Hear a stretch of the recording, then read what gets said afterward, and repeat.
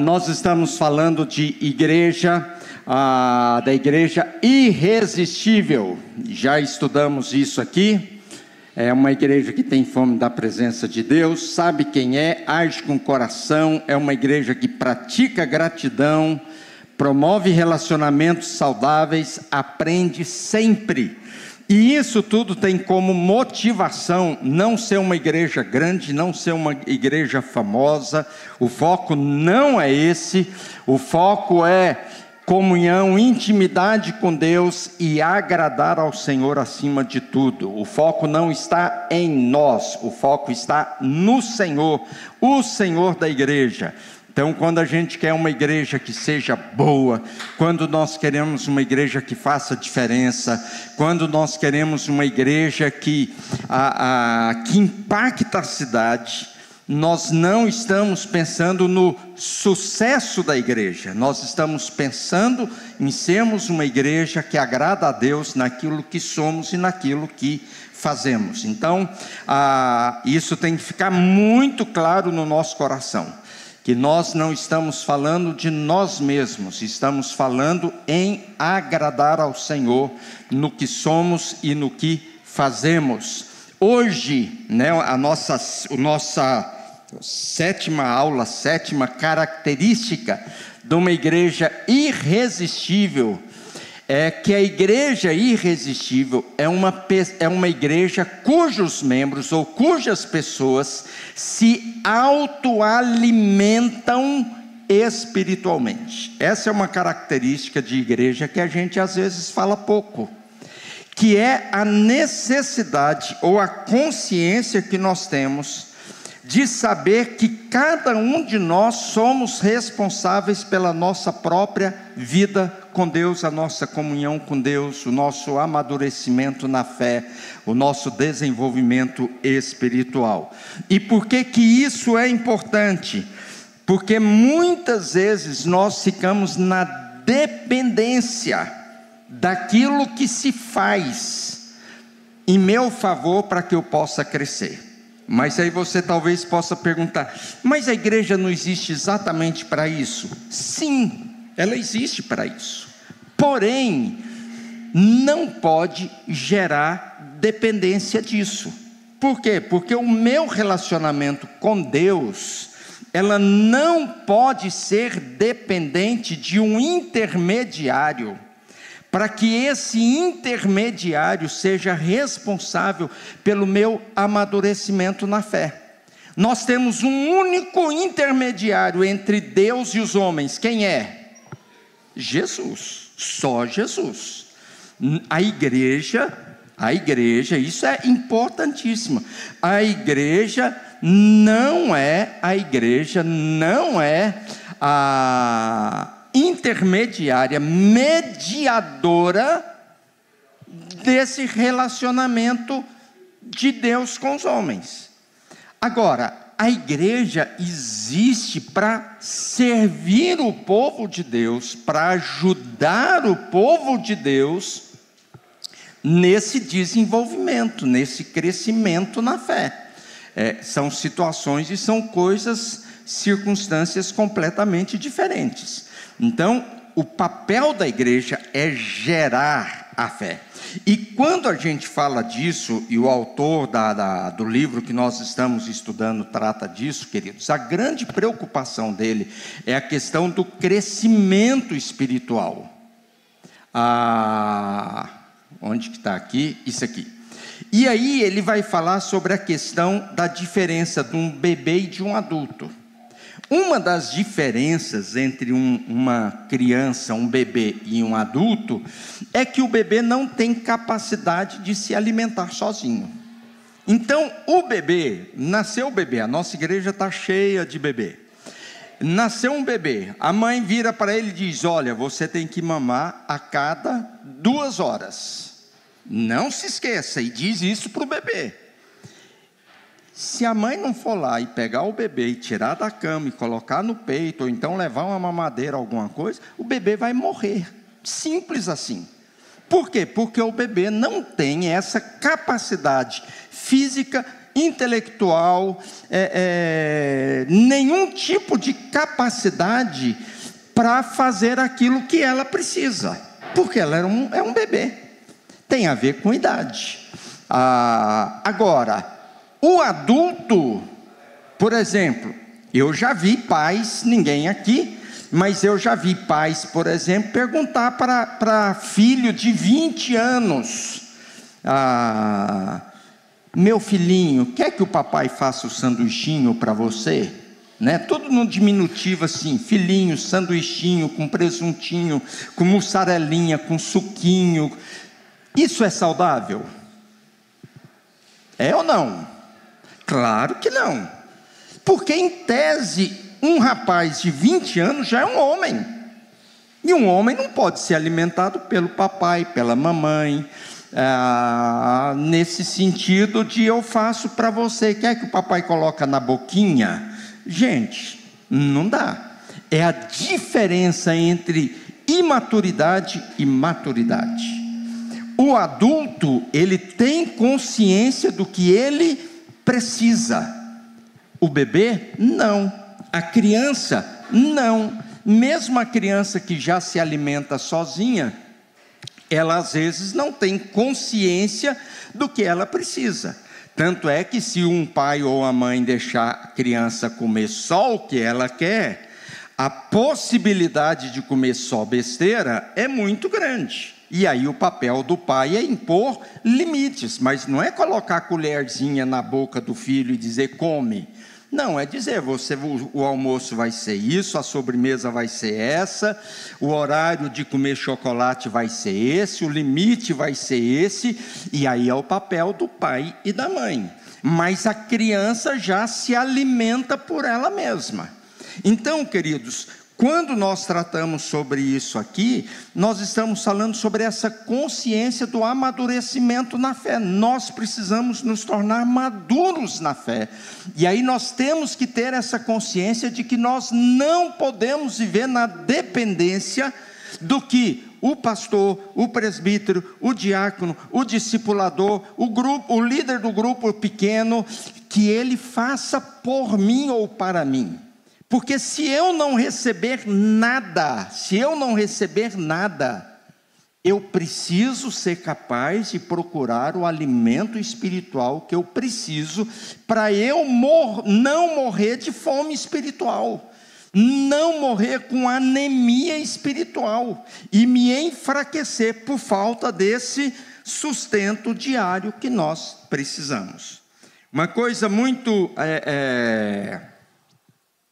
interessante que o autor fala ali é a questão do perigo da espera, de ficar sempre esperando que alguém faça por mim. Ele mesmo conta que quando ele se converteu, ele disse que teve um dia, ele estava no culto e disse que o pastor pregou ruim demais, ele disse que gostava demais do pastor, mas disse que pensa num pastor, ele fala isso no livro, né, que prega mal.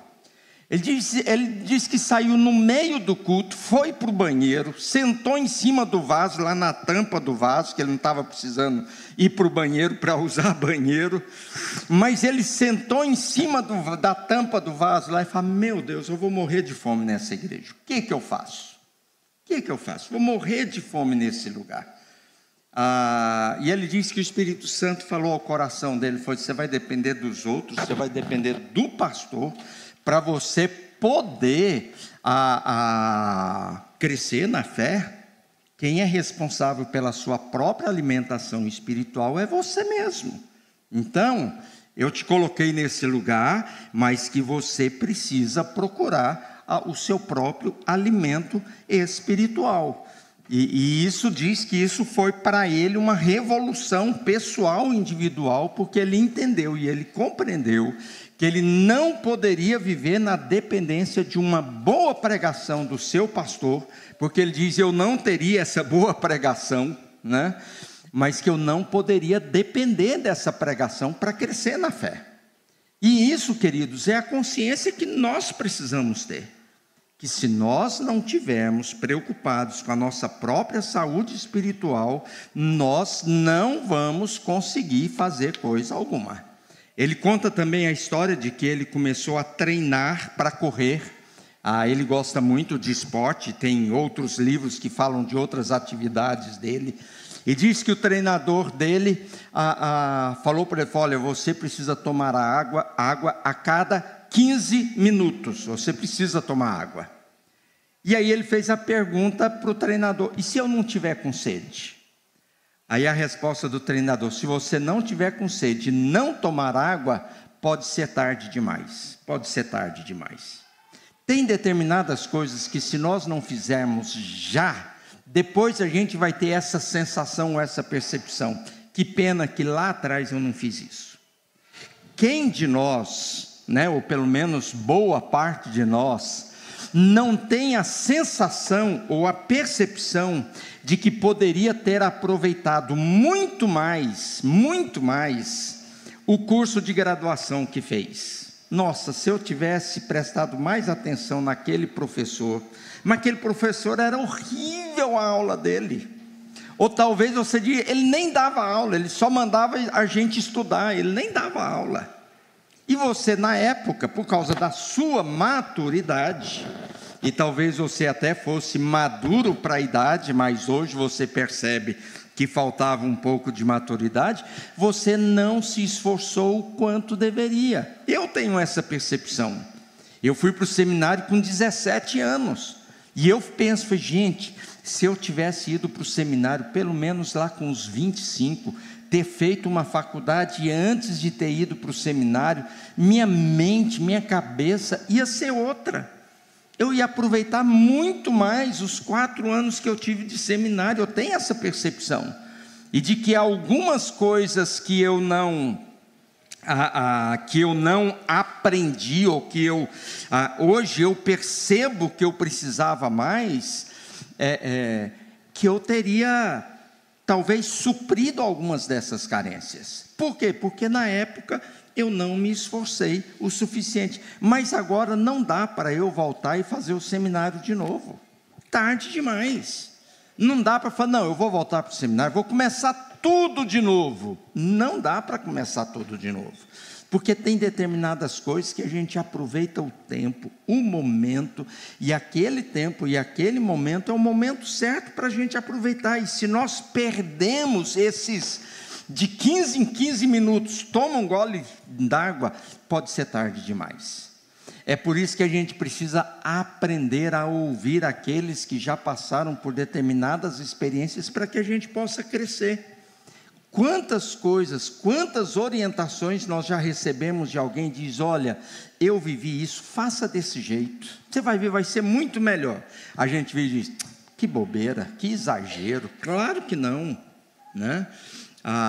e a gente acaba perdendo oportunidades de aproveitarmos muito melhor aquele momento que nós estamos vivendo.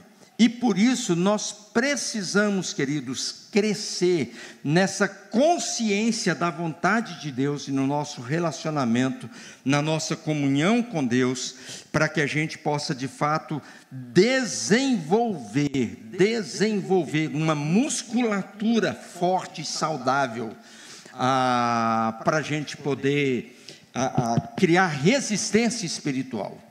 Porque nós vamos viver dias difíceis, dias complicados, e que se nós não estivermos preparados para isso, nós vamos sofrer muito, por não nos prepararmos na época certa, no tempo certo.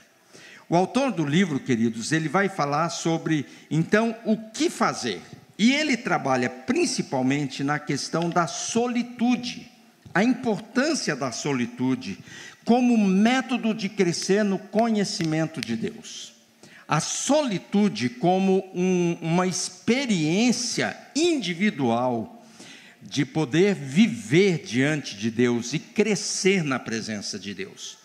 E essa solitude, queridos, ela tem como propósito principal, objetivo principal, desenvolver a nossa intimidade com o Senhor, desenvolver a nossa vida com Deus, o nosso conhecimento na palavra.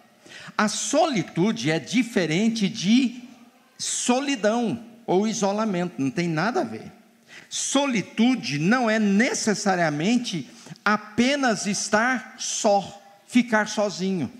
Não é apenas estar no meu quarto sozinho para ler a Bíblia e para orar. Não é me isolar das pessoas, porque só assim eu vou poder crescer na fé. O isolamento fala de fuga, de distração, fala de superficialidade. A solitude, porém, queridos, vai trabalhar na nossa vida para a gente poder desenvolver áreas específicas da nossa vida que a gente só vai conseguir na presença de Deus, porque são coisas que nós vamos precisar de tempo para poder ouvir, ouvir quem? Ouvir Deus. Mas ouvir Deus como? Basicamente, ordinariamente, através da palavra de Deus e da oração. Basicamente, através da palavra de Deus e da oração, Deus fala, Deus age. Agora, queridos, a gente precisa parar para ouvir. Se nós não pararmos para ouvir, a gente não vai ouvir nunca. Deus não falou comigo, li a Bíblia toda, Deus não falou comigo nenhuma vez. Como assim? Como que você lê a Bíblia?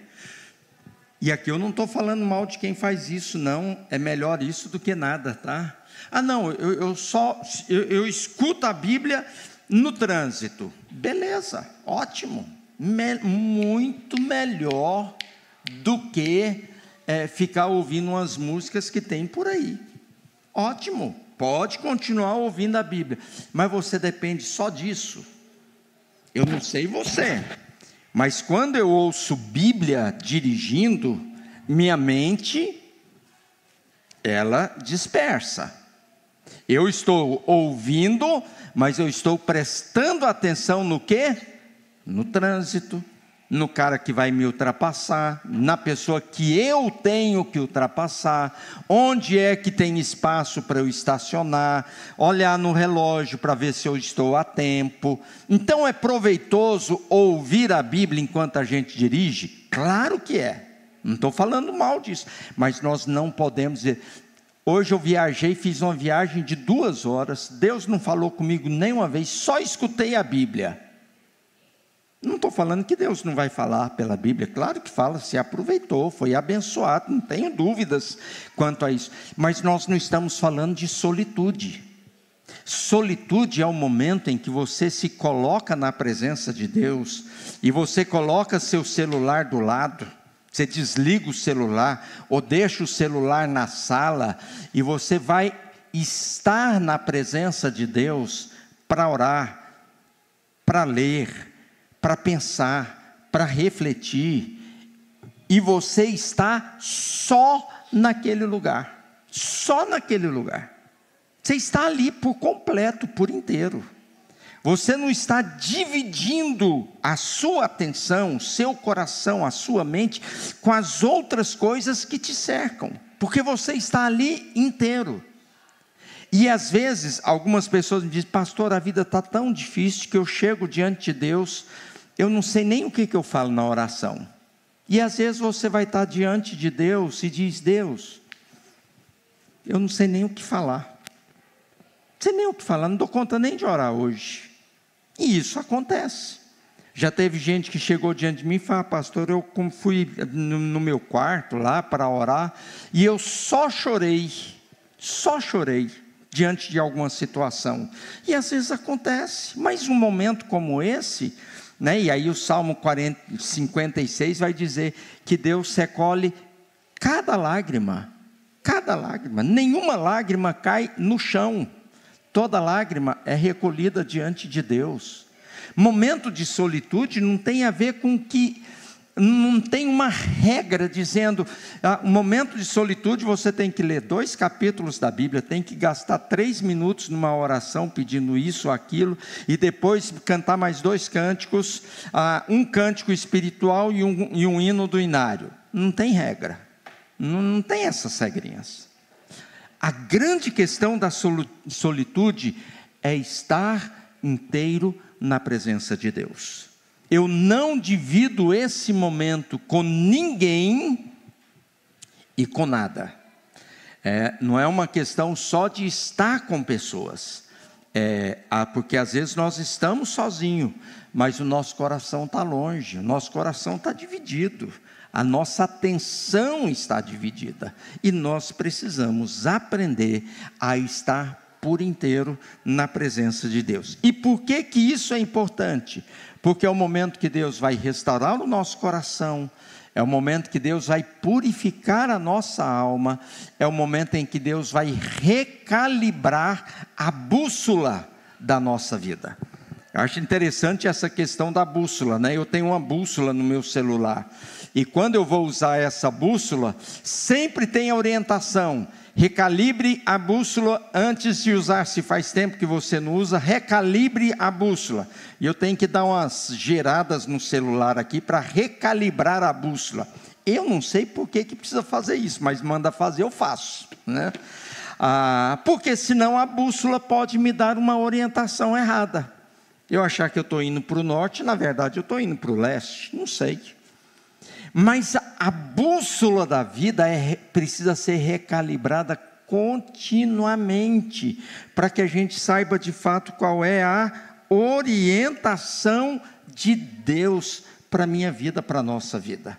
E isso, queridos, às vezes, não estou dizendo que sempre, mas às vezes você só vai conseguir ter essa experiência se você gasta tempo para estar por inteiro na presença do Senhor. Não adianta a gente pensar apenas na questão da massa, não apenas a gente pensar apenas na questão do programa, não adianta nós pensarmos apenas na questão do evento legal e bom, mas nós precisamos aprender a ouvir a voz de Deus. É muito interessante que quando a gente pensa nisso, nessa questão da solitude, da solidão ou do isolamento, sempre vem à mente a história de Marta e Maria, né? A experiência de Marta e Maria é bastante conhecida, quando Jesus está hospedado na casa delas, né? E elas são irmãs de Lázaro. E uma coisa que eu sempre penso, né, da importância desse momento para o tempo da enfermidade de Lázaro e da morte de Lázaro, né? Qual que foi o valor disso para aquelas duas irmãs?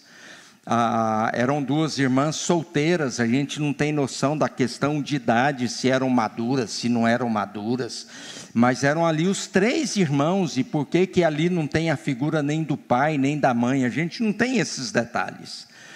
Mas a gente vê duas irmãs extremamente dependentes do irmão, e de repente, Jesus está na casa delas, e Marta correndo para cima, para baixo, inquieta é o termo que Lucas usa quando vai descrever Marta. E hoje a gente vive esse tempo de inquietude. A gente está assim, é tanta coisa para a gente fazer, que quando a gente fica sem fazer nada, a gente fica com a consciência pesada, a gente acha que tem alguma coisa errada, né? A gente hoje tem dificuldade em, por exemplo, nossa, não tem nada para fazer. O que eu faço? Eu pego o celular para dar uma olhada no Instagram, no Facebook, no site, para ver o que está acontecendo no mundo, né? E a gente não tem tempo de aquietar o nosso coração, e a gente vive num mundo, queridos, extremamente agitado, cheio de notícias, e infelizmente, péssimas notícias. E aí Jesus vira para Marta, que reclama para Jesus e diz: Senhor, o Senhor não vai falar nada para Maria? O que Marta estava dizendo é o seguinte: Senhor, Maria está aí, o Senhor não está vendo tanto que eu estou trabalhando, e o Senhor não vai mandar Maria me ajudar? O Senhor acha que isso é justo? Eu estou preparando tanta comida legal aqui, tanta comida gostosa, boa para você, e para os discípulos, e E o senhor vai ficar continuando batendo papo aí, atrapalhando Maria de me ajudar? Manda Maria me ajudar. E aí Jesus vira para Marta e diz: Marta, Marta, calma, Marta, calma, aquieta, você está muito inquieta, você está agitada, correndo para cima e para baixo, de um lado para o outro. Calma, Maria escolheu a melhor parte. Eu não vou tirar isso dela. Aprende com a Maria, Marta. Isso aí é aquilo que a gente chama de o tiro saiu pela culatra, né? Marta foi atrás de Jesus, para Jesus chamar a atenção de Maria, e no final Jesus chama a atenção dela mesma, né? Maria escolheu a melhor parte. Eu não vou tirar isso dela. Calma. Gente, Salmo 46, tem o texto aqui que eu citei em alguns slides atrás aqui. Salmo 46, 10, a versão atualizada, né? Aquietai-vos e sabei que eu sou Deus. A versão que eu uso, né? A NVT diz: parem de lutar, saibam que eu sou Deus, parem de lutar. E a gente vive nessa luta do dia a dia, e é uma luta, gente, é uma batalha, e a gente corre, e trabalha, e ganha dinheiro, e perde dinheiro, e preocupa com o governo, e preocupa com o STF, e preocupa com o que está acontecendo na cidade, com o vizinho, com as notícias que a gente vê, e a gente vive inquieto. E aí a gente chega no final do dia e fala: nossa, não fiz nada, mas eu estou tão cansado. Às vezes não é cansaço físico, às vezes não é isso aqui que está cansado, é aqui, ó. É aqui. Por quê? Porque a gente não parou, deixou a televisão ligada o dia inteiro, e aquele barulho na cabeça, e tem uns que deixam ligado em lugar que só tem notícia, né? Por exemplo, vou pegar aqui, deixa lá ligado na CNN o dia inteiro, só tem notícia. Agora, qual que é a porcentagem de notícia ruim e notícia boa que você ouve no jornal? É desproporcional. O mundo está horrível, mas não é tanto quanto o jornal mostra também não, né? Porque o jornal ele vai noticiar coisas que dão ibope. Ele não vai noticiar coisa que que tem isso? Mas que são coisas que produzem alegria no nosso coração. Ele vai procurar, né, todas as empresas, e aí CNN, Record, Globo, Bandeirantes, eles querem noticiar aquilo que chama atenção. Então isso não tem ninguém aí dizendo: não, mas a emissora tal, não, essa é diferente. Umas são melhores, outras piores, tudo bem, mas não tem esse negócio de que eles não estão preocupados com o que te prende naquilo. E aí, queridos, chega no final do dia e fala: nossa, estou cansado, não fiz nada, mas estou cansado, estou exausto, né? E por quê? Porque às vezes o que você fez fisicamente não gera cansaço, mas o que você colocou na sua mente, no seu coração, de fato é cansativo. E aí a palavra do Senhor que diz: aquietai-vos, parem de lutar, eu sou Deus. Maria escolheu a melhor parte, eu não vou tirar isso.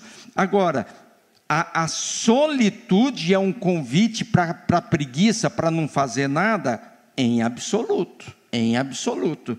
Pastor, eu não tenho tempo de ficar aí parado, sem fazer nada, só para ficar lendo a Bíblia e orando. Ninguém está falando disso, mas que nós precisamos aprender a termos durante o dia, todo dia, um tempo reservado para nossa quietude, para nossa solitude. Vejam, queridos, o Salmo 119, eu vou colocar o texto aqui. O Salmo 119, todo ele, 176 versículos, ele vai falar sobre a importância da palavra de Deus na vida do homem. Ele vai falar como a Bíblia, a palavra de Deus, as Escrituras são importantes para o nosso fortalecimento espiritual. E é interessante que ele vai dizer aqui da Bíblia como meu caminho. Ou seja, eu tenho um caminho, eu tenho um rumo, eu tenho uma direção. Quem que me dá esse rumo? Quem que me dá essa direção? O mapa está me levando para onde? Ele diz, é a tua palavra. Veja, buscarei, aqui o verbo é o sujeito aqui é Davi, provavelmente o escritor do Salmo. Eu vou buscar. O mandamento de Deus não vai chegar para mim assim, Deus fala comigo, estou esperando, não vai falar não? Não vai, eu vou buscar os teus mandamentos. Por quê? Porque o Senhor aumenta o meu entendimento. Aqui é oração, ensina-me teus decretos, e o que eu vou fazer? Eu vou guardar esses decretos até o fim. Outra oração, me dá entendimento. E o que eu vou fazer? Eu vou obedecer. Não apenas obedecer de todo o coração, eu vou colocar em prática. Não é só me dar entendimento. Não. Se o Senhor me der entendimento, eu vou obedecer e eu vou praticar o que o Senhor me ensinar. Então me ensina. Faze-me andar em teus mandamentos. Faze-me. Não é apenas me ajude, mas me leva para andar nos teus mandamentos. Aqui os mandamentos se tornam os nossos caminhos. Eu quero andar nos teus mandamentos. Andar nos mandamentos, queridos, não é apenas abrir a Bíblia e memorizar meia dúzia de versículos e falar, não, já cumpri minha tarefa hoje. Os guerreiros, o discipulado de homens, aí uma das coisas que é muito requerido de nós, é a memorização de versículos bíblicos. Mas o grande desafio para nós não é memorizar versículos. O grande desafio para nós é andar nesses versículos que nós memorizamos. Porque os versículos a gente lê lá e diz, nossa, esse aqui foi uma paulada, hein? Tá bom, mas o que a gente está fazendo com essa paulada? A gente tem que fazer alguma coisa. Não adianta só dizer, nossa, que lindo, que maravilhoso, que desafiador, e não fazer nada. A gente tem que andar nos mandamentos de Deus. E quando nós fazemos isso, queridos, os mandamentos de Deus não se tornam penosos, mas eles se tornam o nosso prazer, a nossa alegria. Eu já compartilhei isso aqui com os irmãos, que uma das coisas que me preocupa muito é essa questão assim, nossa, mas ser crente é muito difícil, ser crente é muito complicado. Gente, eu sei que tem um preço que a gente paga, claro que tem. A Bíblia diz que para ser discípulo de Jesus, a gente tem que estar disposto a carregar a cruz, negar a si mesmo, obedecer, tem um custo, tem um preço, claro que tem. Mas ordinariamente, normalmente, no dia a dia, gente, andar com Jesus tem que ser prazeroso, Agora, sabe quando é que eu vejo que não é prazeroso? Quando a pessoa, ele olha a palavra de Deus apenas como um livro de regras, e não um caminho pelo qual eu preciso andar para desfrutar da presença, do ouvir a palavra de Deus. Tem a ver com a motivação, porque se eu olho o evangelho ou o cristianismo apenas como um padrão moral de comportamento, aí é difícil mesmo. porque aí a gente vive só na obrigação, na responsabilidade, no dever, e a gente não consegue enxergar o outro lado da moeda, que é o privilégio da graça de Deus agindo em nosso favor. E o que Deus tem para nós, até aquilo que às vezes a gente pode dizer, nossa, mas isso aqui é pesado, isso aqui é difícil, que é para o nosso próprio bem, para o nosso próprio benefício. Que Deus não produz nada para o nosso mal. Ninguém pode dizer, diz Tiago, né? Eu sou tentado por Deus para o mal. Ele diz, Deus a ninguém tenta. Deus a ninguém tenta. Mas Deus provê para nós o que nós precisamos, conforme a necessidade. E nós precisamos, queridos, a ter essa disposição de dedicar tempo, foco, atenção, para nós desenvolvermos nessa nossa caminhada por Deus. O Wayne Cordeiro, ele vai contar uma outra história, ele é cheio de histórias para contar, né, que ele diz que ele dirigia o time de futebol americano lá na escola, na faculdade dele lá, que a igreja tem, além de pastor, técnico de futebol, né, o cara é dinâmico, e ele diz que a grande questão é, quando voltavam de férias, os alunos voltavam de férias, os melhores jogadores eram aqueles que voltavam prontos para começar. Eles chegavam no primeiro treino, já voltavam uniformizados, já chegavam lá com chuteira, chegavam prontos. Os caras cuidaram durante as férias, cuidaram do físico, não estava ninguém gordo, ninguém pesado para poder jogar. Mas ele disse que de vez em quando aparecia um lá, e ele conta um caso específico, né? Ele diz, chegou todo mundo preparado para entrar no jogo, mas chegou um lá de calça jeans, chegou lá tranquilo, na beira do campo, assistindo o treino, de boa. E aí, você não vai colocar o uniforme? Não, estou olhando aqui, pensando se eu entro, se eu não entro, se eu jogo, se eu não jogo, se eu treino, se eu não treino. Aí ele disse, olha, você tem que estar pronto para o jogo, você tem que preparar para jogar, porque se você não se preparar para isso, não adianta eu te colocar aqui. Seu coração está longe, sua mente está longe. Você pode até ser o melhor do time, mas não adianta. Gente, isso no futebol brasileiro é muito comum, né? Por exemplo, o Neymar, ninguém tem dúvida quanto à questão da habilidade do Neymar, mas o cara está rico, milionário, por que eu preciso treinar como todo mundo treina? Por que eu preciso parar de ir nas festas como todo mundo para de ir nas festas para poder no dia seguinte treinar bem e estar preparado para jogar com o time e participar? Para que eu preciso? Eu chego de helicóptero no treino, de boa, tranquilo, treino no dia que dá vontade, no dia que não dá vontade eu falo que está doendo, aí tudo bem, aí eu estou liberado do treino e tal, né? Tem que estar preparado, queridos, e na fé cristã é absolutamente a mesma coisa. Agora, preparação física para jogar não é um treino físico só por dia, na semana, não é, né?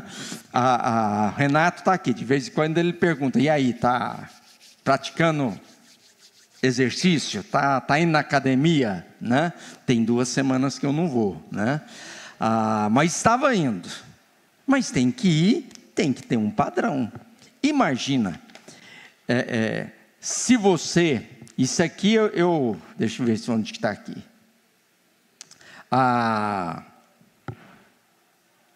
Isso aqui eu pulei aqui.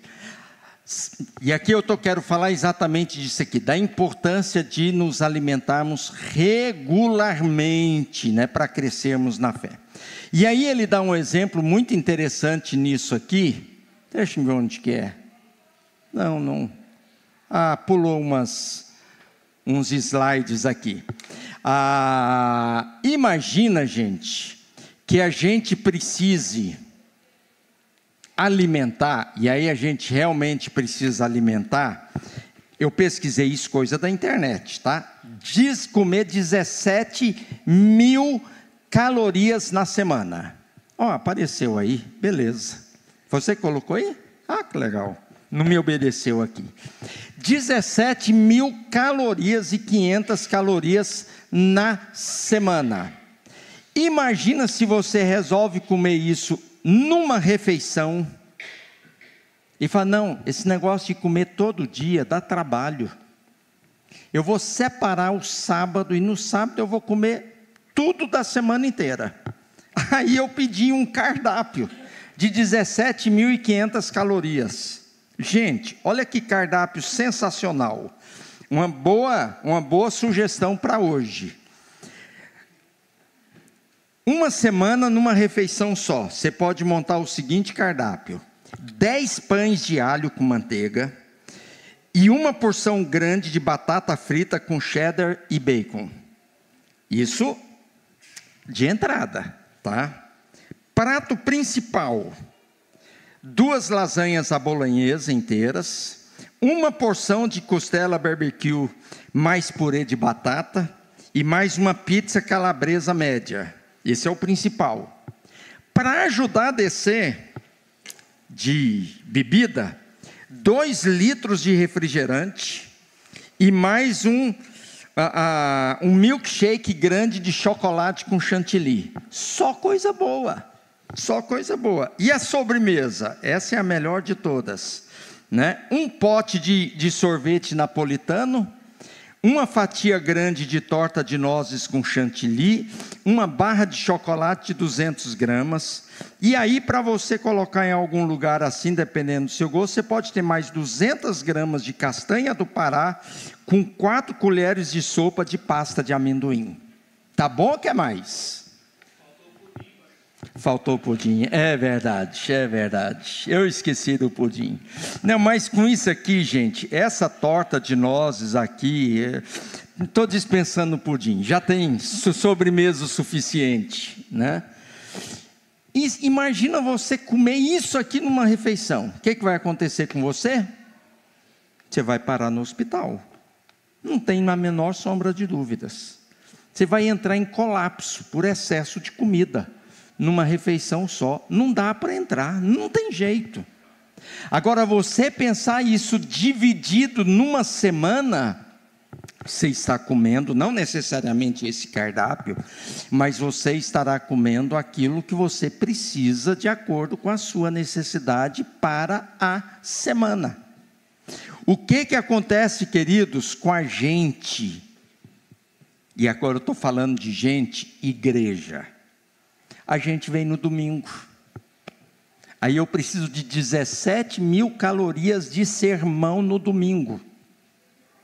Aí o sermão tem que ser assim, um sermão sustância, para eu sair daqui com comida suficiente para a semana toda. Aí se o sermão não é bom, se o louvor não foi legal, se o fulano não fez isso ou não fez aquilo, viu? Por isso que é difícil vir nessa igreja. Eu estou saindo daqui desanimado, imagina domingo que vem como que eu vou chegar aqui.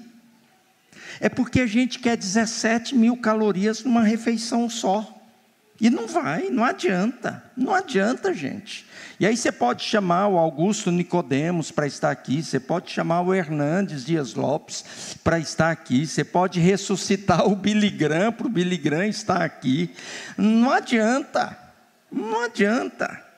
porque é uma questão lógica, não é só uma questão assim, o pastor está se defendendo, não tem a ver comigo, tem a ver com a questão de necessidade. É como se eu falasse que se você come 17.000 calorias numa refeição só, e você passa mal, é culpa do nutricionista. Não é. É a falta do equilíbrio. E aí nós precisamos entender que para sermos saudáveis espiritualmente, nós precisamos nos alimentar regularmente. A gente tem que comer todo dia um pouquinho, todo dia uma porção. Todo dia eu tenho que dosar o que eu preciso. Eu preciso de arroz, eu preciso de feijão, eu preciso de verdura, eu preciso de fruta, eu preciso de água, então eu preciso de um pouquinho de cada disso. E na nossa vida espiritual a mesma coisa. Se você não faz isso, queridos, você vai se tornando frágil espiritualmente. E sabe por que isso é importante? Porque se isso não acontecer, a gente vai passar no dia difícil, no dia mau, e a gente vai sucumbir. Queridos, por mais crente que você seja, você vai enfrentar um dia difícil na sua vida. Você vai enfrentar um dia complicado na sua vida. E que não tem a ver com culpa dos outros. Tem a ver com a nossa história. Quer ver uma coisa aqui? Vou mostrar para vocês aqui, uma história simples aqui, mas muito triste. Vocês viram essa notícia aqui essa semana? Estudante de 14 anos morre após levar tesourada em escola particular. Vocês viram isso aí? Isso aí aconteceu em Uberaba. Agora tem uma coisa muito ruim nisso aqui, nessa morte aqui. A menina que morreu era membro da Igreja Central Presbiteriana lá de Uberaba. O coleguinha que matou com a tesourada, e matou dentro de sala de aula, o professor que estava dando aula, era estudante de medicina, que dava aula lá, que socorreu ali, na hora que chegou o socorro, a menina já estava morta. O menino de 14 anos também é membro da 2ª Igreja Presbiteriana de Uberaba. Não sei o que tem, que relação existe nisso aí, eu não sei de nada da história, a não ser algumas coisas. Agora, gente, imagina a situação desses pais, experimentar um negócio desse, tanto da menina quanto do menino, que situação. Imagina a situação das duas igrejas, povo dessas duas igrejas. Isso é uma tragédia. Ontem, aliás, Edileia me mostrou, na verdade, a minha cunhada colocou lá no grupo da família, o marido já foi pastor da 2ª Igreja em Uberaba, e ela me colocou a postagem da mãe da menina, e ela diz o seguinte: nossa amada filha Melissa viveu sua vida em Cristo, e serviu ao Senhor até o último dia. Nossa menina desfruta a presença de Deus agora. Cremos na promessa do reencontro, na vida eterna e no consolo do Espírito Santo em nossas vidas.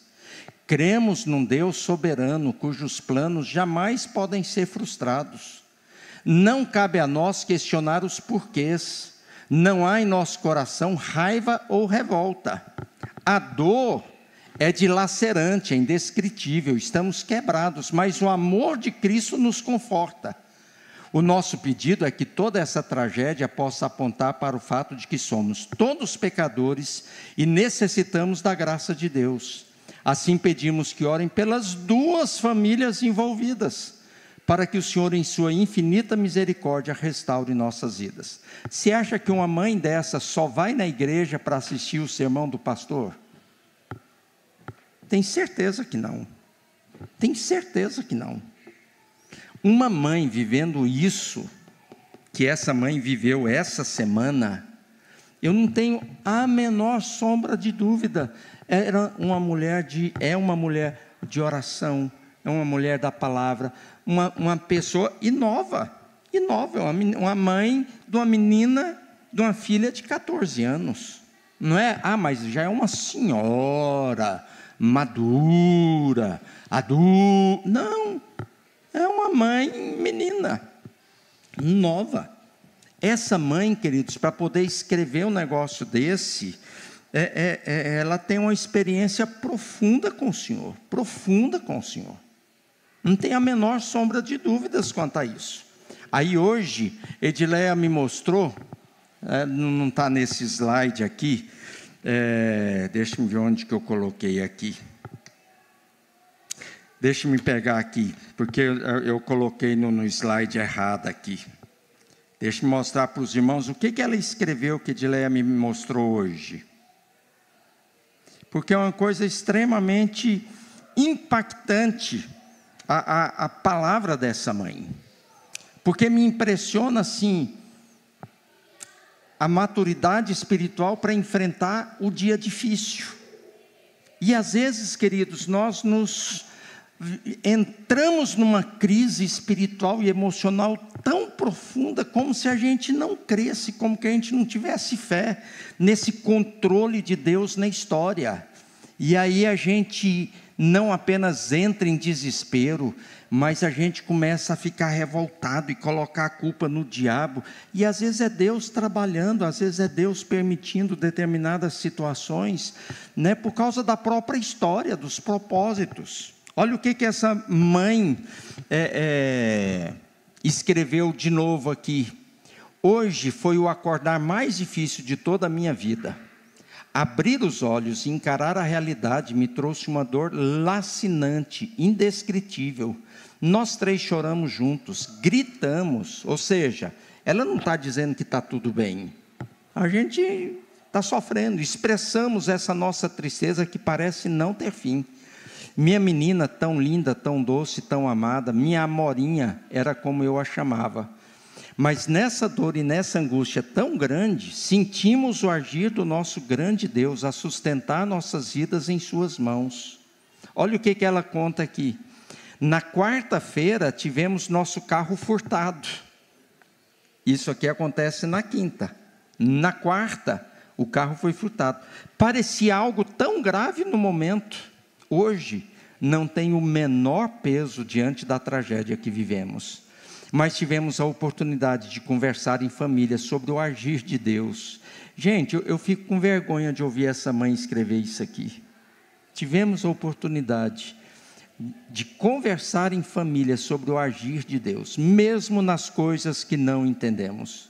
Falamos sobre Romanos 8, 28 e 29, sobre como todas as coisas cooperam para o bem dos que amam a Deus, na medida em que formam em nós o caráter de Cristo.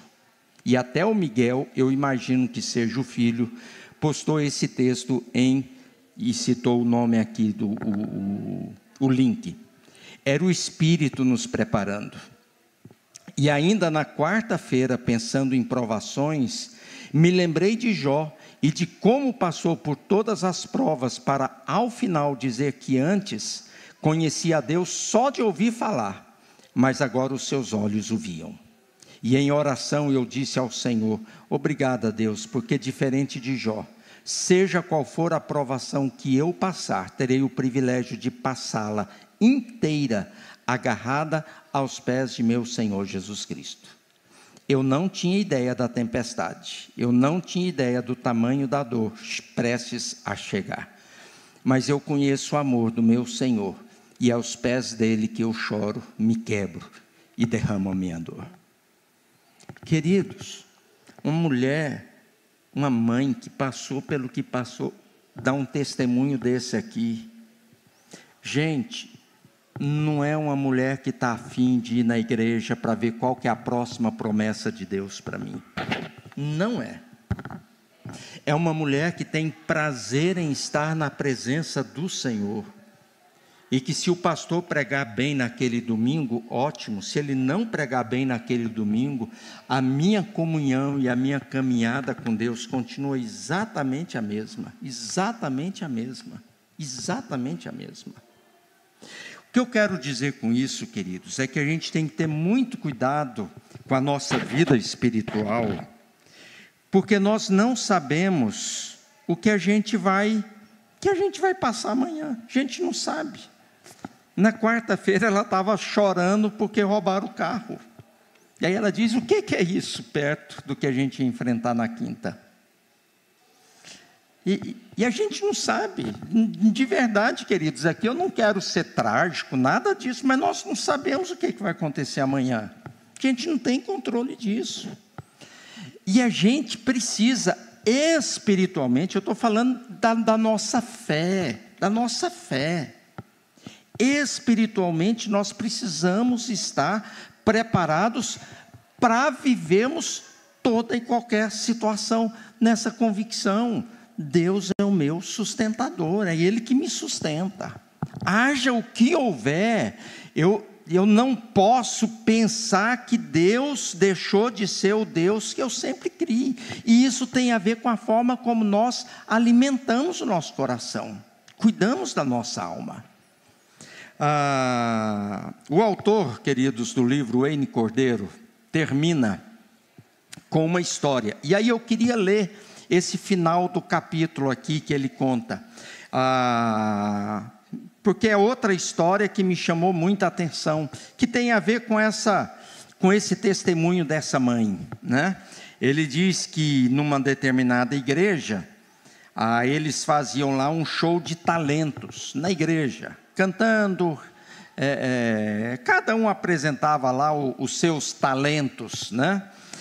E diz que teve um homem lá da igreja que era um ator, e que ele recitou, né, ele até diz aqui, né, recitou de forma shakespeariana o Salmo 23. E diz que na hora que ele terminou de recitar o Salmo 23, todo mundo foi lá, bateu palma, tal, aplaudiu, porque foi lindo o Salmo 23 recitado daquela forma. Aí ele diz, né, que o pastor esperou um tempo para acalmar aquele espírito.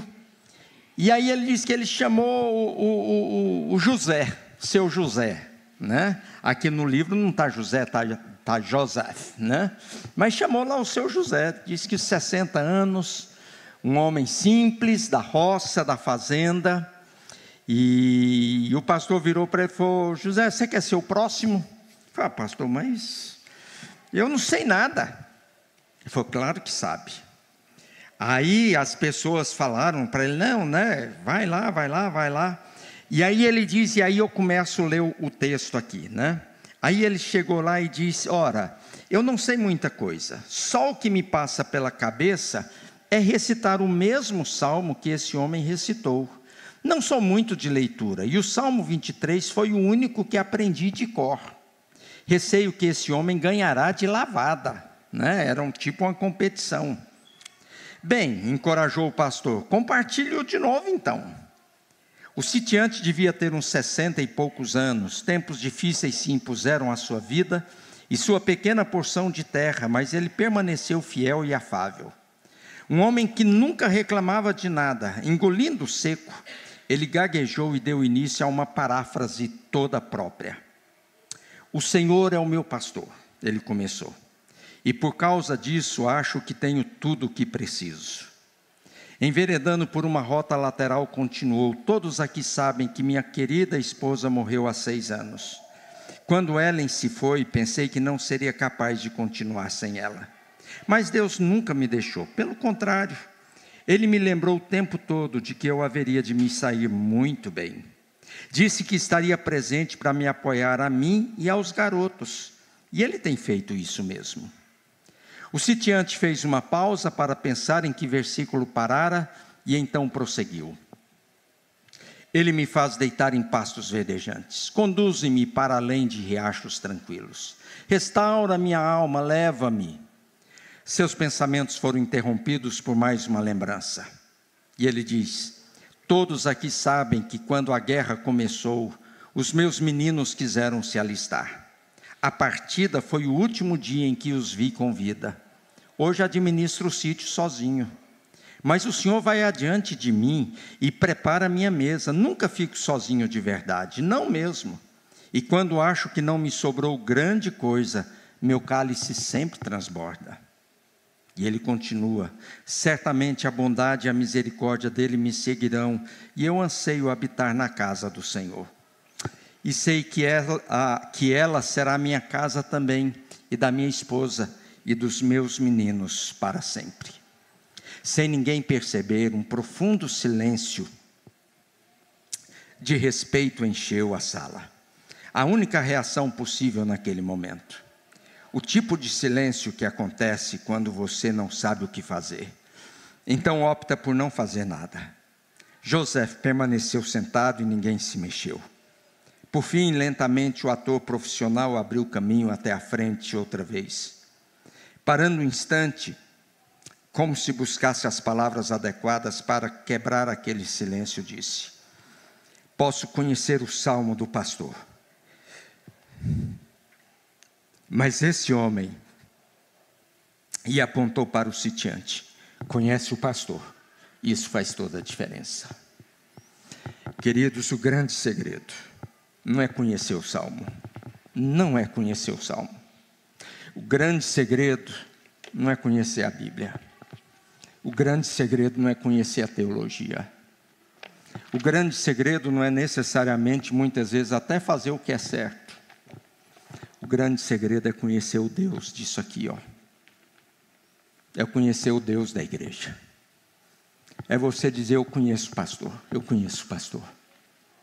É ter a certeza de que no final dos dias, no final da nossa história, a gente vai poder dizer como Jó: eu te conhecia só de ouvir falar, mas agora os meus olhos te veem. Seja aqui, seja na eternidade.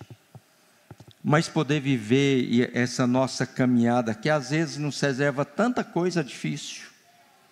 E eu sei que tem irmãos aqui que passam por lutas, por dificuldades. Como eu conheço a história de alguns aqui, tem histórias aqui que os irmãos não imaginam que alguém tenha passado aqui. Mas o Senhor sustentou, continuou sendo o pastor da sua vida. Uma igreja dessas que a gente está falando, é uma igreja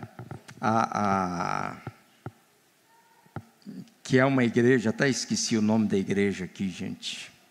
Como é que é o nome da igreja? Irresistível.